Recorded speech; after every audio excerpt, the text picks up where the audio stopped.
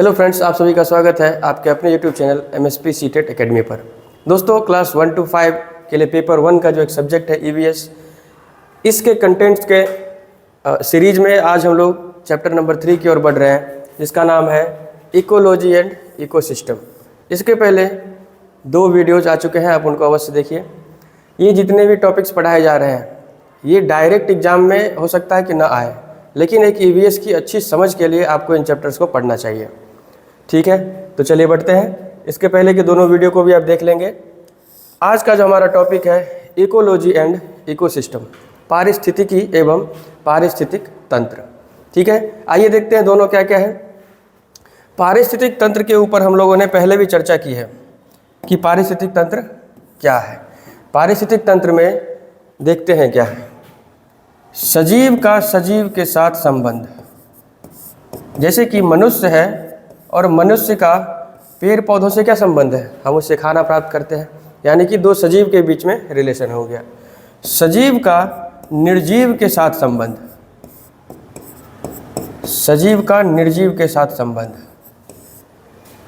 तो सजीव का निर्जीव के साथ संबंध कैसे देखते हैं, जैसे कि मनुष्य है और उसका हवा के साथ, पानी के साथ, मिट्टी के साथ क्या संबंध है। जीवन जीने के लिए तीनों चीज़ें ज़रूरी है, तो ये तीनों चीज़ें क्या है, निर्जीव है, इनमें प्राण नहीं होता है। तो सजीव का सजीव के साथ, निर्जीव का निर्जीव के साथ जो संबंध है, ठीक है। और इस प्रकार का जब एक सिस्टम बनता है जहाँ पर बहुत सारे प्राणी, सजीव, निर्जीव और बहुत सारे प्राणी एक साथ अपना जीवन यापन करते हैं और इसके लिए एक दूसरे पर निर्भर रहते हैं, इस प्रकार का जब एक सिस्टम तैयार होता है, इसको कहते हैं पारिस्थितिक तंत्र। ठीक है, और जब इसी पारिस्थितिक तंत्र का बहुत बड़े स्तर पर अध्ययन किया जाए, ब्रॉड लेवल पे स्टडी किया जाए, तो फिर एक सब्जेक्ट बनता है जिसका नाम है पारिस्थितिकी। क्लियर है, यानी कि हमारा एक ऐसा सिस्टम है जिसमें अनेक प्रकार के जीव रहते हैं और वो अपने जीवन यापन के लिए एक दूसरे पर निर्भर है। क्लियर है, इसको कहेंगे पारिस्थितिक तंत्र। और जब इसका ही बहुत ब्रॉड लेवल पर स्टडी किया जाए, बड़े लेवल पर स्टडी किया जाए, तो उसे कहा जाएगा इकोलॉजी या फिर पारिस्थितिकी। आई होप आपको यहाँ तक समझ में आया होगा। बढ़ते हैं अगले टॉपिक की ओर। आइए हम लोग देखते हैं कि इकोलॉजी जो वर्ड है, पारिस्थितिकी जो शब्द है, इसका उत्पत्ति कहाँ से हुआ है। इस शब्द की उत्पत्ति कहाँ से हुई है। इस शब्द की उत्पत्ति एक ग्रीक भाषा का शब्द है ओकस। ग्रीक भाषा के शब्द ओकस से बना है इकोलॉजी। ओकस कहाँ की भाषा है, ग्रीक भाषा है। ग्रीक भाषा का एक शब्द है, ठीक है, ओकस। और ओकस का शाब्दिक अर्थ होता है घर। ग्रीक भाषा में ओकस का मतलब होता है घर, और इसी वर्ड से, ओकस वर्ड से बना है इकोलॉजी। ओकस की स्पेलिंग आप देख सकते हैं OIKOS, ऐसा लिखा जाता है। ठीक है, तो ओकस का मतलब घर, और हम लोग क्या देख रहे हैं, इकोलॉजी। इकोलॉजी में क्या देखते हैं कि सजीव का सजीव के साथ और सजीव का निर्जीव के साथ संबंध, यानी कि जहाँ वो रहते हैं, उनका जहाँ पर निवास है और उसके लिए वो एक दूसरे पर निर्भर है। तो ओकस वर्ड से क्या बन गया, इकोलॉजी। ठीक है, इसके बाद हम लोग देखते हैं कि ये जो वर्ड है इकोलॉजी, इसको सर्वप्रथम किसने दिया। कोई ऐसा व्यक्ति रहा होगा जिसने पहली बार इस वर्ड का इस्तेमाल किया। तो इकोलॉजी शब्द का सर्वप्रथम इस्तेमाल किसने किया था, अर्नेस्ट हैकल ने। अर्नेस्ट हैकल नाम के एक व्यक्ति थे जिन्होंने इकोलॉजी टर्म का सबसे पहली बार इस्तेमाल किया। उन्होंने इस टर्म का इजाद किया था। ठीक है, तो आइए आगे बढ़ते हैं। फादर ऑफ इकोलॉजी, पारिस्थितिकी के जनक, ये किनको कहा जाता है, इनको कहा जाता है यूजिन पी ओडम। इसको आप यूजिन पढ़ेंगे, यूजिन, ई साइलेंट रहेगा, यूजिन पी ओडम। ठीक है, तो पारिस्थितिकी के जनक, father of ecology, Eugene P Odum. और अगर पूछा जाए भारतीय पारिस्थितिकी के जनक, यानी कि भारत के अंदर जो इकोलॉजी की स्टडी होती है, इसके कौन जनक थे, इनका नाम है रामदेव मिश्रा। ठीक है, ये दोनों आप याद रख सकते हैं, father of ecology Eugene P Odum and father of Indian ecology Ramdev Mishra. बढ़ते हैं अपने अगले टॉपिक की ओर। अभी हमने पिछले स्लाइड में देखा कि इकोलॉजी यानी कि पारिस्थितिकी का जो शब्द है वो कैसे बना है, उसके फादर कौन है, इंडिया में कौन है। लेकिन एक वर्ड और जो हमने सबसे पहले स्लाइड में देखा था, पारिस्थितिकी तंत्र, एक सिस्टम की बात की थी। इस शब्द का पारिस्थितिकी तंत्र की जो विचारधारा है, इसको सबसे पहले एजी टेंसले नाम के व्यक्ति ने 1935 ईस्वी में दिया था। 1935 में एजी टेंसले ने किसको, पारिस्थितिकी तंत्र की विचारधारा को प्रतिपादित किया। तो अभी तक हम लोगों ने क्या देखा कि इकोलॉजी अगर पूछा जाए, इकोलॉजी पूछा जाए, पारिस्थितिकी पूछा जाए, तो कौन हो जाएंगे, यूजीन पी ओडम। लेकिन अगर पारिस्थितिकी तंत्र पूछा जाए, इकोसिस्टम पूछा जाए, तो कौन है, एजी टेंसले। तो अगर पारिस्थितिकी के बारे में पूछा जाए तो यूजीन पी ओडम, और पारिस्थितिक तंत्र के बारे में पूछा जाए तो क्या उत्तर होगा, एजी टेंसले। आप इन दोनों को याद रखेंगे। ठीक है, बढ़ते हैं अगले टॉपिक की ओर। अब देखिए, पारिस्थितिक तंत्र की जो परिभाषा हमने सबसे पहले स्लाइड में देखा था, उसी को एक बार यहाँ पर लिखा गया है, आप इसको देख सकते हैं। सजीव का सजीव के साथ संबंध, सजीव का निर्जीव के साथ संबंध और पर्यावरण के सभी घटकों के साथ संबंध ही पारिस्थितिक तंत्र कहलाता है। क्लियर है? पर्यावरण के सभी घटक में क्या आ जाएंगे, जितने भी हवा है, जल है, पृथ्वी है ना, ये सभी पर्यावरण के घटक, जितने निर्जीव वस्तुएं हैं, इन सबको पर्यावरण का घटक कहेंगे। तो सजीव का सजीव के साथ, सजीव का निर्जीव के साथ संबंध, और एक दूसरे पर वो क्या है, निर्भर है अपने जीवन यापन के लिए। जैसे कि कोई एक पौधा है, उसको किसने खा लिया, खरगोश ने खा लिया। खरगोश को कौन खा जाएगा, बाघ या सिंह खा जाएगा। ठीक है, तो क्या है, ये एक दूसरे पर निर्भर है अपने फूड के लिए, एक दूसरे से भोजन प्राप्त कर रहे हैं। ठीक है, चलिए अब जो वर्ड है इकोलॉजी, इसका समझिए। इकोलॉजी जो मैंने बताया था अभी कि पारिस्थितिक तंत्र का ही अगर बहुत ही डीप स्टडी किया जाए, ब्रॉड लेवल पर स्टडी किया जाए, तो ये एक सब्जेक्ट बन जाता है जिसका नाम है इकोलॉजी। ठीक है, चलिए आगे बढ़ते हैं। अब जो हम बार बार इस चीज़ को देख रहे हैं कि सजीव का सजीव के साथ निर्जीव, सजीव का निर्जीव के साथ संबंध, तो इसको देखिए, सन एंड सनलाइट, सूर्य और सूर्य का प्रकाश, ये अजैविक है और इससे हम लोग रिलेटेड है, हम लोगों को ये चीज़ चाहिए, सन और सनलाइट चाहिए। इसके बाद वाटर एंड मिनरल्स, ये भी निर्जीव है, अजैविक है, और ये भी हमें चाहिए, इससे हमारा रिलेशन है। प्लांट्स, पौधे जो कि सजीव हैं, और सजीव से आप इन सबको मनुष्य के साथ संबंध देखिए। इन सब का मनुष्य का सूर्य और सूर्य के प्रकाश से भी संबंध है, पानी और खनिज से भी संबंध है, पौधों से संबंध है। ये देखिए डियर एंड लायन, अब ये तीनों को आप देखिए, प्लांट को डियर खाएगा, डियर को लायन खाएगा, तो एक दूसरे पर क्या है, निर्भर है, यानी कि अजैविक और जैविक के बीच में कुछ संबंध है। इसी संबंध के अध्ययन को क्या कहा जाता है, इकोसिस्टम या इकोलॉजिकल इंटरेक्शन चेन है यहाँ पर दिया हुआ। अब आइए हम लोग देखते हैं, जो इकोलॉजी है, पारिस्थितिकी है, इसके अलग अलग स्तर पर अध्ययन किया जाता है।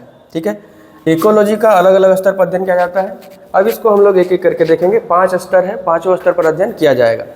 तो यहाँ पर देखिए, जनसंख्या, समुदाय, पारिस्थितिक तंत्र, बायोम और जैव मंडल। ठीक है, तो ऐसे देखिए कि ये सबसे लोएस्ट यूनिट है और ये सबसे हाईएस्ट यूनिट है, यानी कि स्मॉलेस्ट यूनिट इसको कहेंगे। अब ये यूनिट क्या है, इसको हम लोग देखते हैं, अभी समझ आ जाएगा। स्मॉलेस्ट यूनिट और ये हो जाएगा लार्जेस्ट यूनिट। स्मॉलेस्ट मतलब सबसे छोटा, लार्जेस्ट मतलब सबसे बड़ा।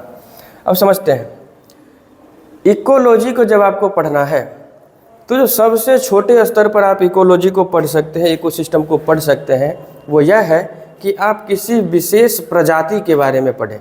फॉर एग्जांपल, आप अगर पढ़ना चाहते हैं तो मनुष्य के बारे में, किसी एक विशेष, या तो मनुष्यों के बारे में, या किसी खास पशु के बारे में, या किसी पौधे के बारे में, तो किसी एक प्रजाति के बारे में अगर आप पढ़ना चाहते हैं, पढ़ते हैं, तो फिर वो क्या कहलाएगा, वो कहलाएगा जनसंख्या के आधार पर उसकी स्टडी। यानी कि एक ही प्रजाति के सभी सदस्यों के बारे में जब अध्ययन करते हैं तो वो इकोलॉजी का एक लेवल हो गया कि एक सबसे छोटे लेवल पर आप उसकी स्टडी कर रहे हैं। ठीक है, जैसे कि अगर कभी एक इकोसिस्टम होता है, आइए देखते हैं इस चीज़ को। जैसे कोई इकोसिस्टम होता है तो उसमें चलिए मानते हैं कि एक पेड़ है, एक मनुष्य है, ठीक है, नदियाँ बह रही है, ठीक है, सूर्य है, सूर्य का प्रकाश आ रहा है, ठीक है, गाड़ी है। तो आप एक चीज़ देखिए, कोई पशु है, तो ये कुल मिलाकर के जब सभी चीज़ों को एक साथ देखा जाए तो ये कहलाता है इकोसिस्टम।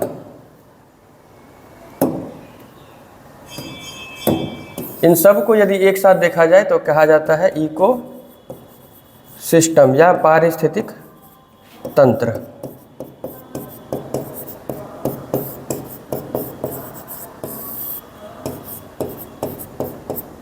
ठीक है, पारिस्थितिक तंत्र।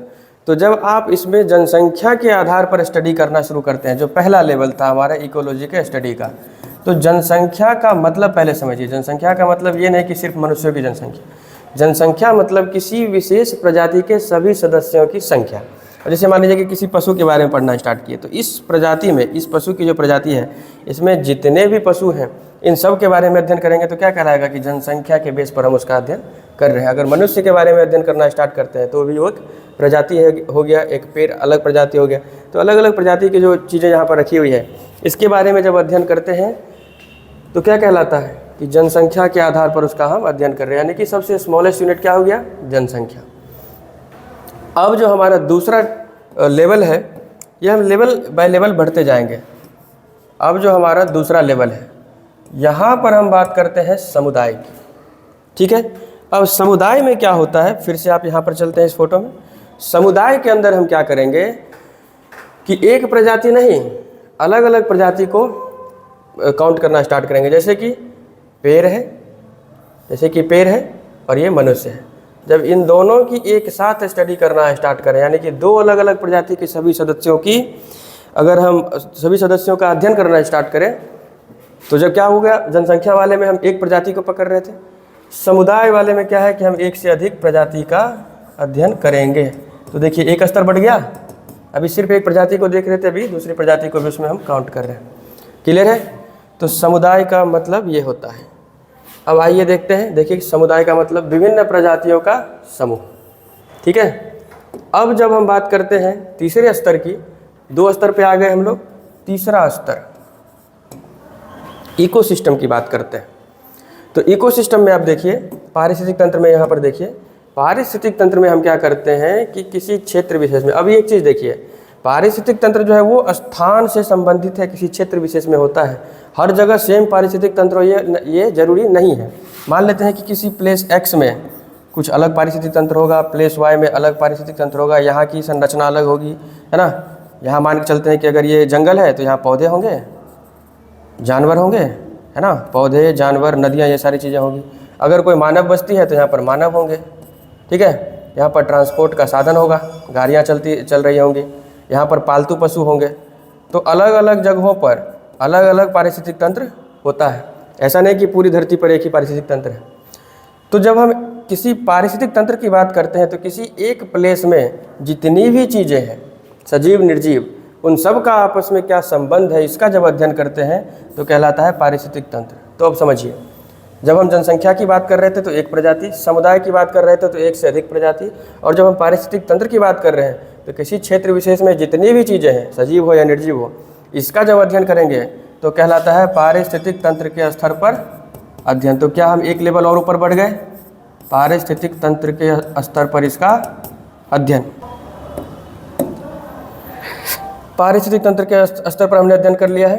अब जो चौथा स्तर है वो है बायोम। देखिए बायोम क्या होता है।